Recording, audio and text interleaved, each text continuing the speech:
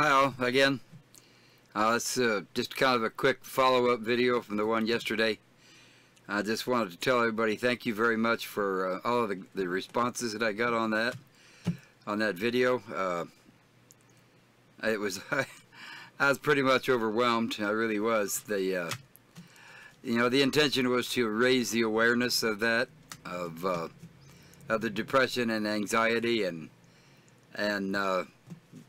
you know, RVRN, you know, commented that especially at this time of year, and somebody else did too, I think it was Dave, commented about this time of year, you know, that it always, the statistics are always higher, you know, December and January, right after just before and right after the holidays. So, like I said, I just wanted to thank everybody for that, and I hope that I raised some awareness, you know, on that. I mean, it's getting to be kind of a problem in the U.S. now, and I'm sure it is in other countries as well.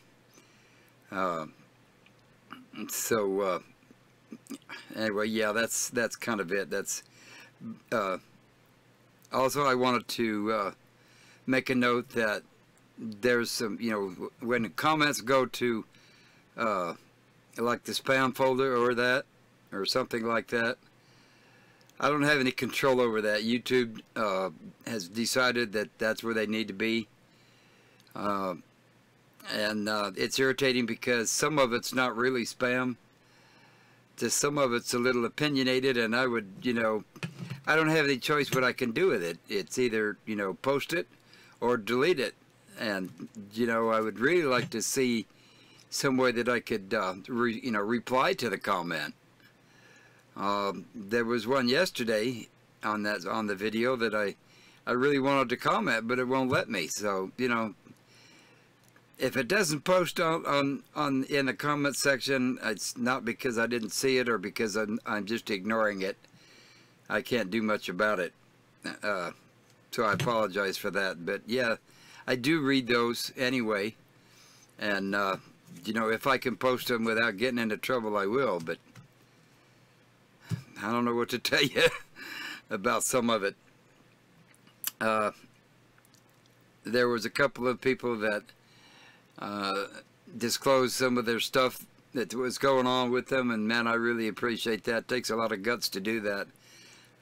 You know, in this day and age, you would think that it would be more acceptable with that, but you know, the reality is it's still looked upon as something that's not, well, you get the gist of that. In the same way with epilepsy, my aunt, no one knew for years that she had epilepsy, except her husband, of course, my uncle. And we were all out camping, and all at once she had an epileptic episode, and you know, I was just a kid. I was probably, I don't know, 14, 15. Yeah, I was about 15 because I had just gotten my permit to drive. And, you know, I didn't know what happened, and I remember both of my parents said, just, we don't talk about this. We don't talk about stuff like this. I was scared. I was confused. I didn't know what was going on. Later, you know, a few years later, then, you know, when I grew up and started understanding what some of it was all about, then, you know, and I don't know what to say about that. It just... I just couldn't believe that, you know, I was being told that, you know, shh, be quiet. We don't want, you know, we don't talk about stuff like that. Well, here's the problem. We all need to be talking about stuff like that. Everybody has certain problems. Some, you know, are more pronounced than others, and some of them aren't. So yeah, that's all I wanted to say. I'll talk to you later.